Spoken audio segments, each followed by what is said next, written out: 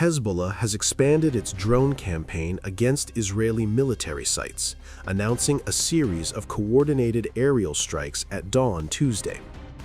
In official statements released early in the morning, the group confirmed it carried out 2 separate drone operations targeting key Israeli military installations. The attacks, Hezbollah says, were in direct response to what it described as ongoing Israeli aggression against Lebanon. According to the statement, at approximately 6:30 a.m., a swarm of attack drones was launched toward the Meron base in northern Israel. The facility is known to serve as a critical hub for surveillance operations and the management of Israeli air activity. Hezbollah claims the drone strike successfully damaged one of the base's radar systems along with a command building inside the installation. The group did not provide further details on the extent of the damage, and there has been no immediate independent confirmation. Shortly after that announcement, Hezbollah issued a second statement confirming another drone operation, this time targeting the Nafah base in the Golan Heights. The Nafah base serves as the headquarters of the Israeli military's 210th Brigade, which is deployed along the northern front. Hezbollah said the base was struck as part of its expanding response campaign. These 2 operations follow an earlier strike carried out earlier today. In that operation, Hezbollah said it deployed a swarm of drones targeting radar sites and control rooms at the Ramat David air base in northern Israel. The group stated that radar facilities and command infrastructure were the focus of that earlier attack, emphasizing that the operation was aimed at military capabilities. In its statements, Hezbollah said all 3 drone operations were conducted in response to what it described as criminal Israeli aggression that targeted dozens of Lebanese cities and towns. The group specifically referenced strikes on Beirut's southern suburb among the incidents prompting retaliation. Hezbollah also pointed to what it described as continued Israeli escalation over the past 15 months, including assassinations, bombardment, and what it called systematic destruction. The group said such actions, in its words, cannot go unanswered. At the same time, Hezbollah stressed that its strikes were directed exclusively at military targets. The group drew a distinction between its operations and Israeli attacks, accusing Israel of striking civilian areas. Hezbollah's drone campaign is escalating, with multiple bases hit in rapid succession at dawn, signaling a sharp widening of hostilities. Tensions remain at a boiling point as cross-border attacks continue, with both sides trading fierce accusations over strikes on military and civilian targets, raising fears of further escalation.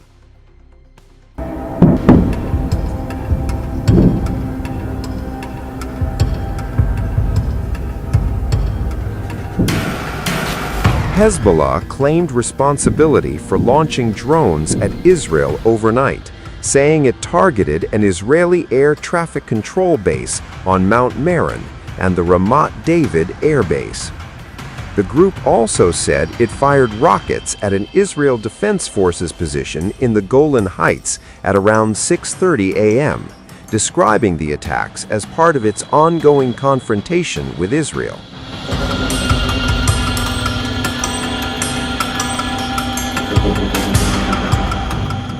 The Israel Defense Forces, IDF, confirmed that air defenses intercepted 2 drones launched from Lebanon. According to the military, there were no reports of impacts inside Israeli territory, and no injuries were recorded. In a separate incident, a short while later, 5 rockets were fired from Lebanon toward northern Israel, triggering sirens in the Galilee Panhandle. The IDF said it intercepted some rockets while allowing others to land in open areas, according to protocol, indicating they did not threaten populated locations or critical infrastructure. Israeli authorities said emergency services were placed on alert, but there were no immediate reports of casualties or significant damage from the overnight exchanges.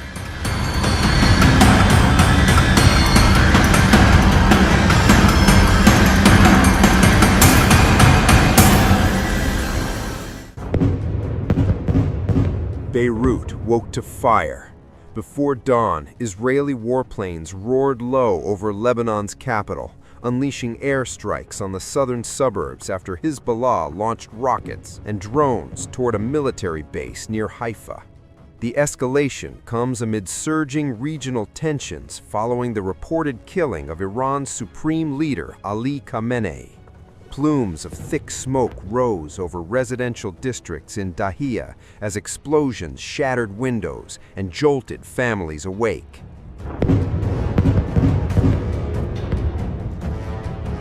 According to the Israel Defense Forces, the strikes began after Hezbollah fired a barrage targeting the Mishmar HaCarmel missile defense site south of Haifa.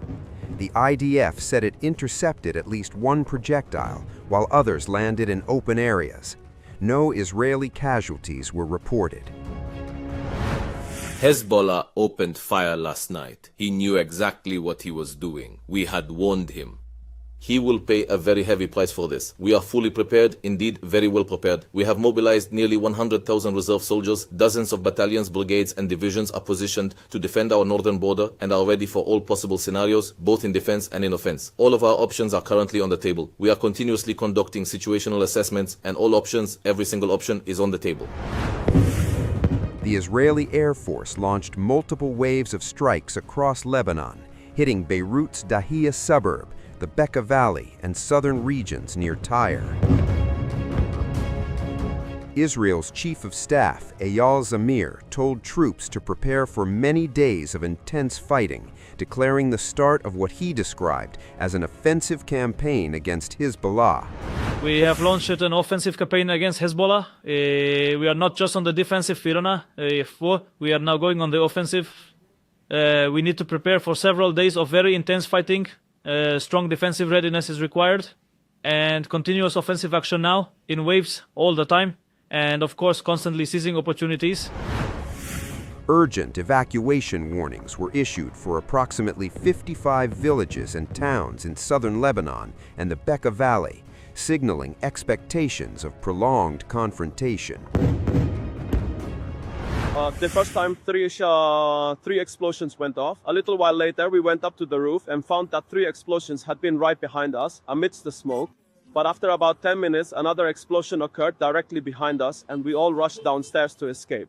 Then, after another 10 minutes or so, the final strike came down. There were 3 consecutive airstrikes, one right after the other. And thankfully, by God's grace, we found them all safe and sound, and we were able to bring them back with us. Hezbollah, for its part, said the assault on northern Israel was retaliation for Khamenei's killing and was carried out in defense of Lebanon and its people. The consequences on the ground are mounting.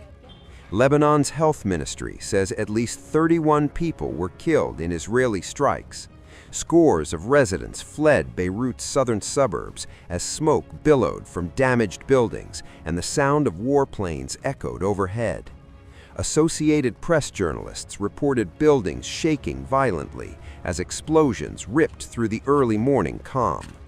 Lebanese government officials had previously urged Hezbollah not to enter the conflict in support of Iran, fearing a devastating new war.